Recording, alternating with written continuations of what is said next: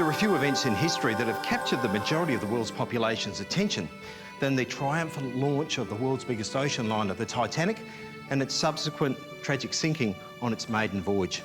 Now, few people have realised that the Titanic was actually built and began its maiden voyage right here in Belfast. And just over a year ago, a spectacular state-of-the-art museum was built to honour her contribution to world history. The museum is enormous, a Titanic signature building covering some 14,000 square metres. It accommodates 9 galleries, including a dark ride, underwater exploration theatre, recreations of the actual ship's decks, and cabins with holograms to add a spooky kind of reality to the whole experience. The galleries take you on a journey, and this gallery gives you an insight into Belfast life in the early 20th century as it boomed, becoming an industrial powerhouse. It also celebrates the engineering feats of the famous Belfast, Harland and Wolff shipyards, the biggest in the world. In 1908, 2 giant slipways were built and the enormous Arrol gantry erected for the construction of the Titanic and the Olympic, the largest ships in the world.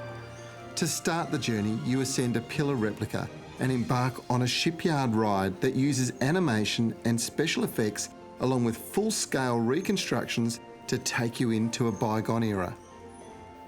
When Titanic officially launched on the 31st of May 1911, a third of the city's population turned out for the event.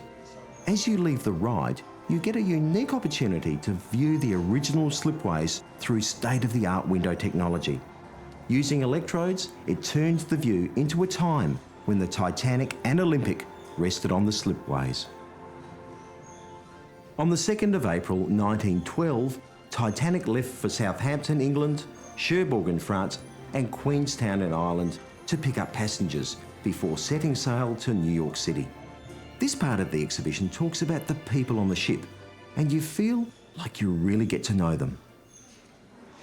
Just 12 days after her birth in Belfast, this 46,500 tonne ship crashed into an iceberg at 21 knots.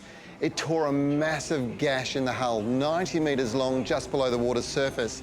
It took her 2.5 hours to sink, and when she hit the bottom of the Atlantic, she'd taken with her 1,500 men, women and children who lost their lives. Now, this gallery tells the story of the heroism and horror that the passengers must have gone through. The aftermath saw investigations on both sides of the world. How could this happen? The investigation and news reports are replayed here. Discovered by Dr. Robert Ballard and French diving engineer Jean-Louis Michel, this display shows her resting place on the bottom of the ocean in high definition, with learning pods available allowing a more personal understanding of the ship's discovery in 1985. It doesn't matter if you're into ships or not, because I reckon you will be after a visit to this state-of-the-art monument to the Titanic's contribution to history. It's an absolute must-see and a brilliant reason why you've got to include Belfast on your itinerary for your next trip to Ireland.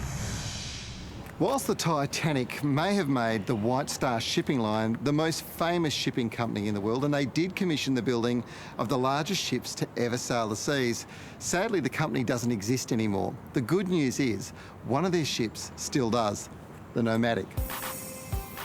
The SS Nomadic served a role as a tender for the giant cruise liners before being seconded by the French to serve as a troop ship in World War I, before returning to service as a tender after the war. She was then requisitioned by the British in World War II. Many historians consider her the most significant bit of Titanic heritage that's not at the bottom of the ocean. She was retired from service in 1968. And then after it retired, it was sent to Paris and used as a floating restaurant, and then returned 7 years ago back here to Belfast. It's been an ongoing restoration project. It has just opened and it's a wonderful boat. It's a ripper.